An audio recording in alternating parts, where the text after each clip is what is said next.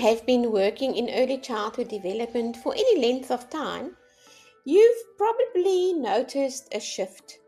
Children arriving in your classroom who struggle to sit for a story, children escalating quickly when frustrated, children who find it difficult to wait, to take turns, to persist with a task when it doesn't come easily. And you've adapted because you had to. You've tried different strategies and you've wondered whether you are imagining it or whether something has genuinely changed.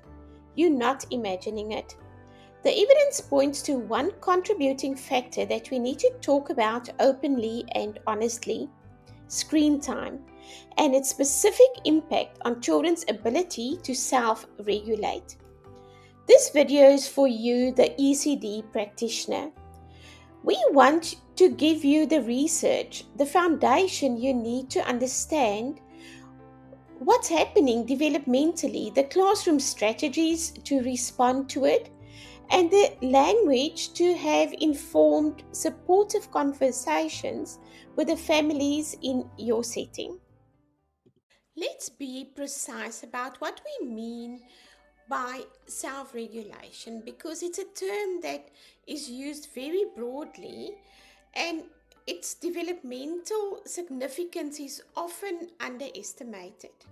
Now, self regulation is a child's ability to manage emotions, control their impulses, and sustain attention, and persist in those tasks when they face difficulty or when they become frustrated.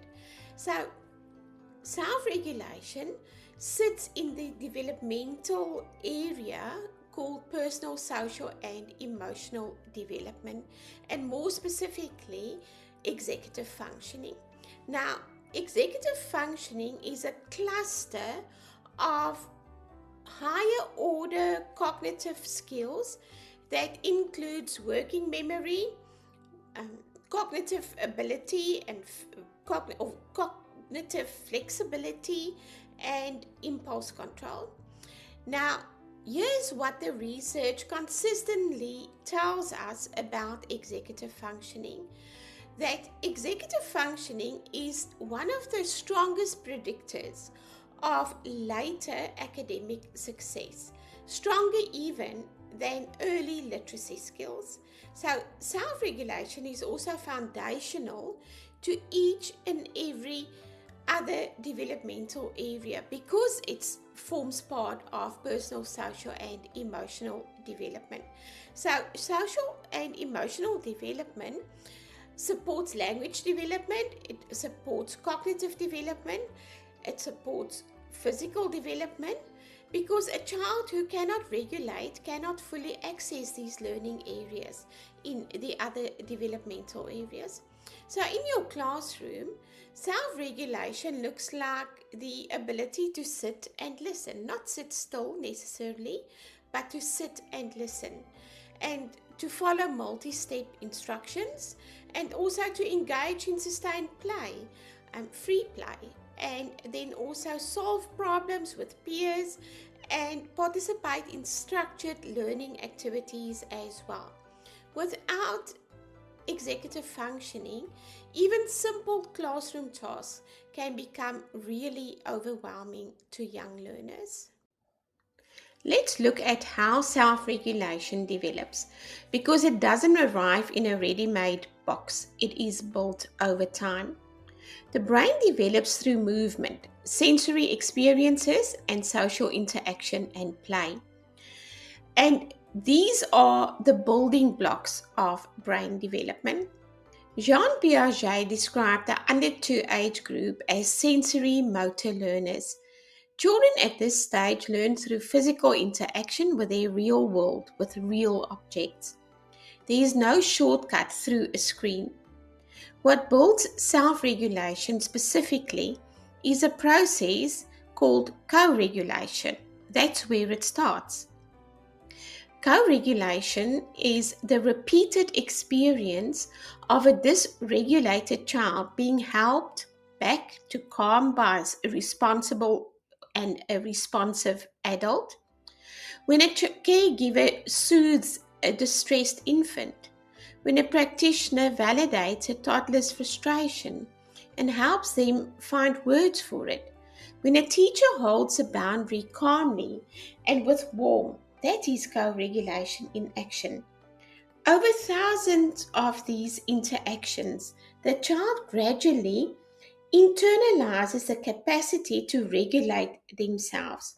This is also called serve and return interaction. The child sends a signal, a cry, a gesture, or a, a bid for attention. The adult responds. The child responds back. So, what happens when significant portions of a young child's waking hours are spent in front of a screen?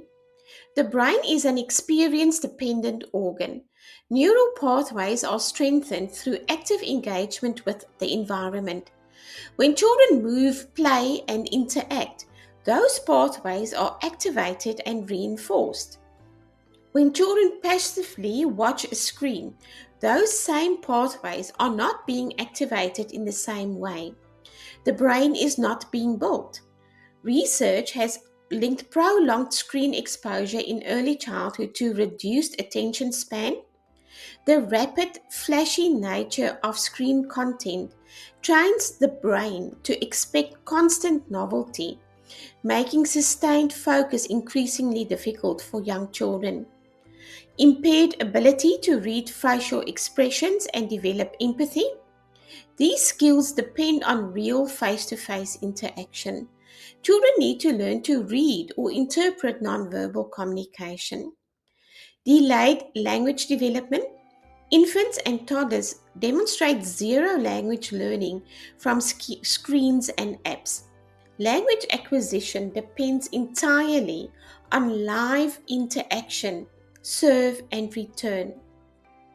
Reduced imaginative and symbolic play, the very play that is the self regulation laboratory of early childhood, escaping to a make believe world or a superhero scenario, exploring physical skills and building self confidence. Dysregulated behaviors. In a 2023 study of 12 to 36-month-old children, it was found that even 1 or 2 hours of screen time per day produced measurable negative effects on self regulation and behavior. Critically, research identified that 0 to 3 years of age and that period as the highest risk window. Screen exposure in this age shows the strongest links to behavior problems and dysregulation later, because this is when the foundation and the foundational architecture of the brain is most actively being formed. As practitioners, it's essential that we understand why families are using screens the way they are, because this shapes our conversations that we can have with them. Screens are most commonly used by parents as a down regulator, a tool to calm a distressed or overstimulated child quickly. And from a tired, overwhelmed caregiver's perspective or a parent's perspective, it makes complete sense because it works immediately. But here is what the research tells us is happening beneath the surface. When a screen is used to calm a child instead of a responsive adult interaction, the child misses the co-regulation experience that would have built their capacity to self-regulate. The next time that they become dysregulated, they have no more internal resources than before. So there was no learning that took place during this process. And the parent will reach for the screen again. So over time, this becomes what developmental science describes as a maladaptive coping cycle. More screen use, fewer co-regulation. More dysregulation, more screen use. The child arrives in your classroom having had fewer of these experiences that build self-regulation, and with a nervous system that's calibrated or designed for this high stimulation. And this is not a parenting failure. This is a systemic pattern, and it requires a systematic, compassionate, and informed responses from us as practitioners. As ECD practitioners, families look to you for guidance. Here is the evidence based framework that you can share with them. Under the age of 2, the recommendation is zero screen time, with the sole exception of video calls with family. All learning at this stage depends on real world sensory, motor, and social interaction. There is no developmental benefit to screen time exposure in this window, and there is clear evidence of harm. 2 to 3 years of age, a maximum of 1 hour per day, with less being the goal. The critical qualifier here is co-viewing with a responsive adult, a caregiver who watches alongside the child, talks through the content, and connects it to real-life experiences. This reduces but does not eliminate the negative effects. 3 to 5 years of age, a maximum of 1 hour, high quality, age appropriate content, and screen time must never replace active play, outdoor time, or social interaction. When speaking with families, frame these guidelines not as rules about how bad technology is, but as guidance about creating time for opportunities, protecting time for experiences, learning, movement, play, face to face interaction, and toleration of discomfort that children's developing brains genuinely depend on. Key messages that you can share with families to reinforce this: never use screen time to replace co-regulation. This breaks the learning cycle. Never use screen time as a reward or a punishment. This inflates its value. Background television counts. Even when children aren't directly watching, ambient screen noise disrupts play and parent-child interaction. Your presence and responsiveness is the most powerful developmental tool your child has access to. Use it. Let's return to your classroom and be honest about what you're navigating. You are working with children who may be arriving with reduced capacity for sustained attention and task persistence, low frustration tolerance. They are struggling to take turns and cooperative play, impulse control, and transitioning between activities. These are all expression of dysregulation, and they are not behavioral problems to be managed through consequences. They are developmental gaps to be addressed through co-regulation. Here is the single most important thing to hold on to. You are the regulation tool. You, the teacher. Not the strategy chart or the reward card, not this sensory bin in the corner. Those matter, but you, your calm, your consistency, your predictability. When you co-regulate a dysregulated child, you are doing exactly what their nervous system needs, and over time, you are building what the screen use at home has not. This is not a small thing. Research shows that structured screen time free early childhood classroom interventions have achieved a 10.4% reduction in regulation problems in preschool aged children.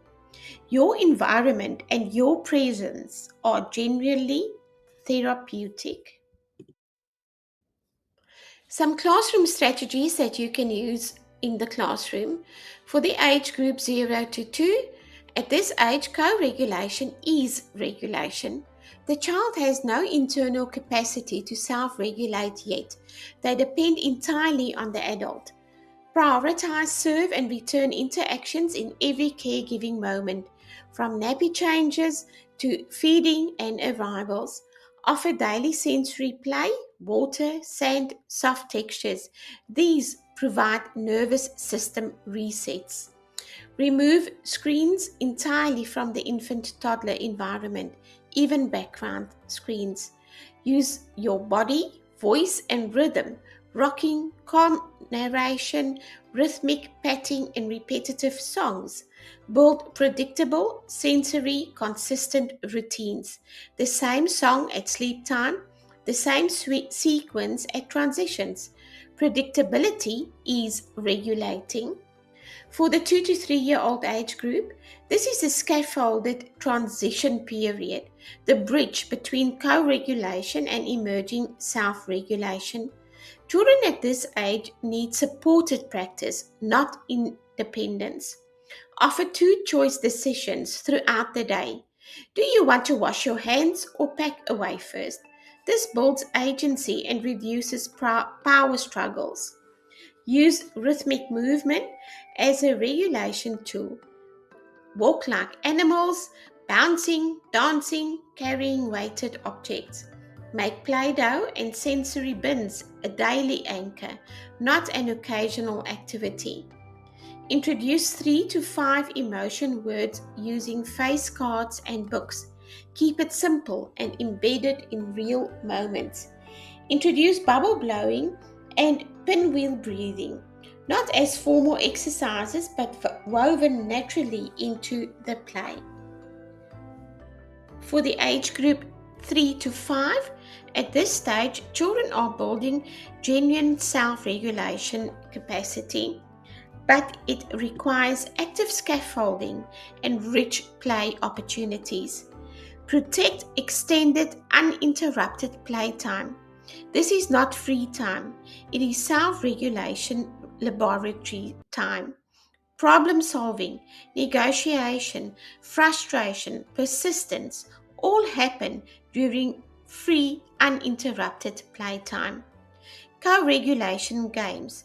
Simon Says, Free Dance, Red Light, Green Light, and similar games directly develop impulse control in the context of joyful engagement.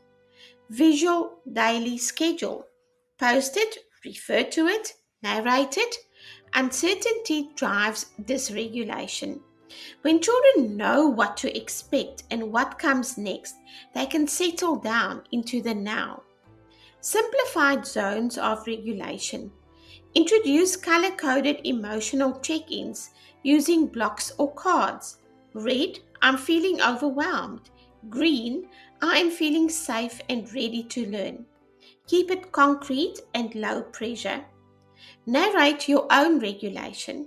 When you feel frustrated, say so and say what you do about it. I'm feeling a little frustrated right now, so I'm going to take a slow breath before we keep going. You are modeling the internal process they are trying to learn. As we wrap up today's Teaching Tuesday, remember this: the work you do as an early years educator matters. The small intentional choices you make every day shape children's learning and their development. You matter. If this episode added value to your practice, please share it with another teacher or a parent. Learning grows when it's shared.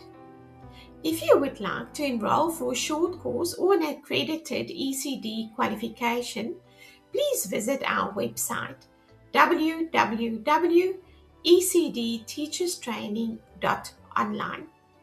Thank you for the work you do. Until next time, we educate to elevate.